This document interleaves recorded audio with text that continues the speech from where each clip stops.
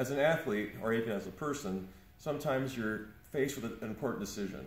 Do I try and work this out, whatever this is, this kink, this tweak, this pain, or do I work it up? Do I see a doctor, orthopedic, chiropractor, physical therapist, somebody in healthcare, maybe with a professional set of tools to look at things? I had a runner one time, who's a good friend of mine, tell me, you know, there's just some things you just need to run out. And I think that's true. There are some things, but knowing the difference can be really important. So without further ado, joined by the magnificent Bonnie here. So starting with our foot ankle, right? So a couple things are called the Ottawa ankle rules to know should we get it worked up or trying to work it out. First of all, I was looking at, I'm going to turn that foot sideways here. Where is that pain located at? So these are called the malleoli. There won't be a quiz later. These are your ankle bones. You have one on the outside, the lateral, and one on the inside, the medial.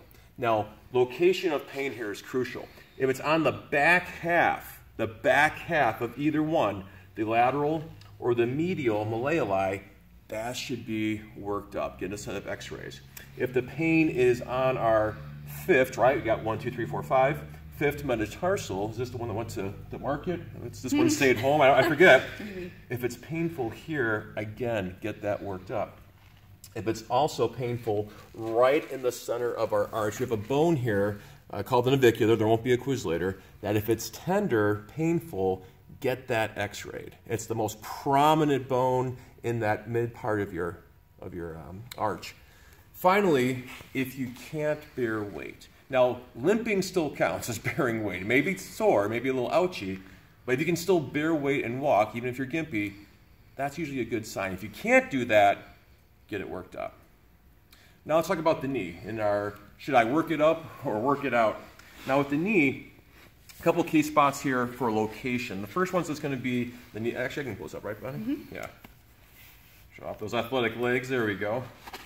This is now PG for those at home. So now, location for the kneecap. The kneecap's that little, you know, essentially an exaggerated golf ball shaped bone right here. You tap on it, it's hard. That's the kneecap, the patella.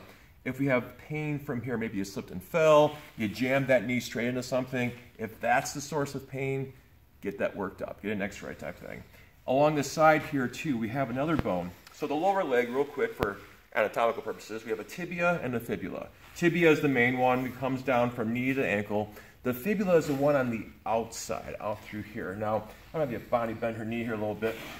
Right here we have what's called the fibular head. I'm going to kind of bracket here too. I'm not sure if the camera picks it up or not. But I'm going to bracket that fibular head. Now that is the source of pain. Get that worked up. That nice x-ray here. So kneecap or fibular head, if that's the spicy spot, get it worked up. Another indication, if we can't bend that knee past 90 degrees.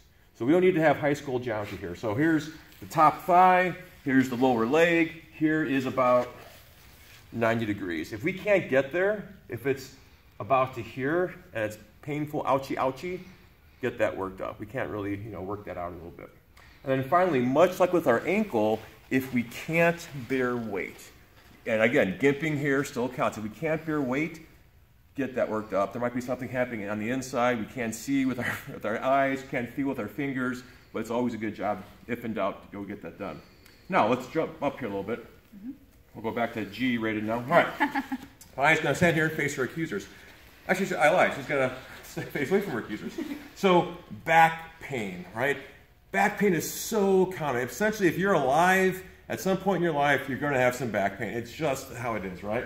So, how do we know that's the back pain we can kind of work out versus working up? First of all, what's happening in the legs? If we have shooting pain down past the knee, not just in the back of the hamstrings, but we're down into the calf, we're down into the foot, something very painful, feels sharp, we have loss of sensation. I don't mean it's like tingling, I mean like we can't feel when we're poking on there, that gets worked up right away. Another red flag, anything that's numbness in the saddle area, when we're riding a bicycle, that saddle seat area, in through there, get that worked up.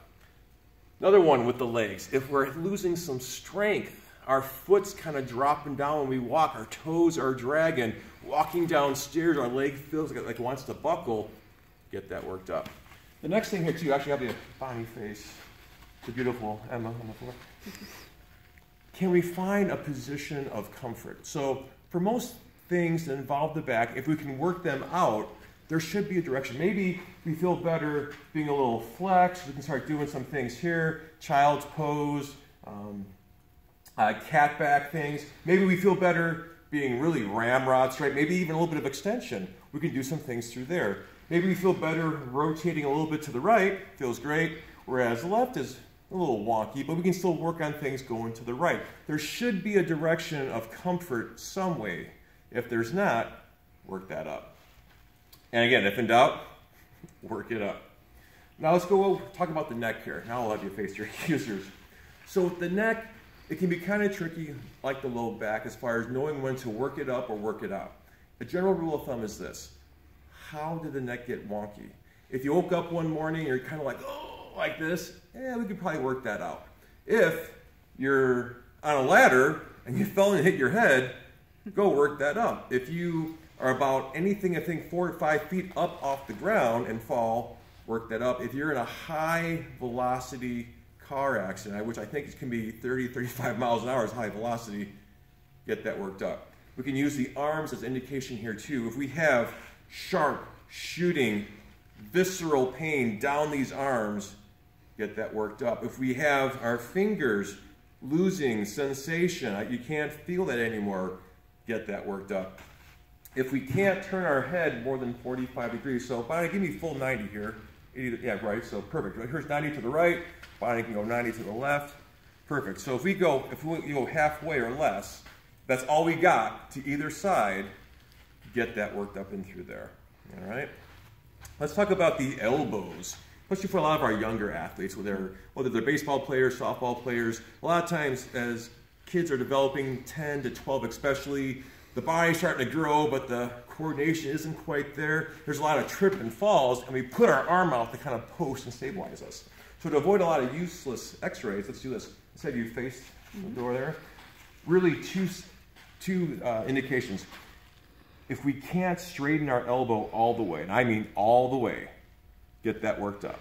If we can't, I see you face Josh here, if we can't turn our palm up to face the sky all the way, get that worked up. If we can do those two things, we're just going to try and work some things out through here too.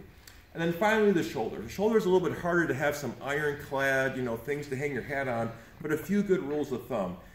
If we have an injury, we have a tweak, something happened, again, back to that maybe posting, maybe we're in an accident, we're kind of trying to stabilize ourselves, maybe just something happened, something fell from the sky and struck us. If we can't raise our arm higher than 90 degrees, either to the front or to the side, if we can't cross 90 degrees, get that worked up, all right? If we have someone keep their hand on their belly button, I say, Bonnie, don't let me move your hand, keep it right there.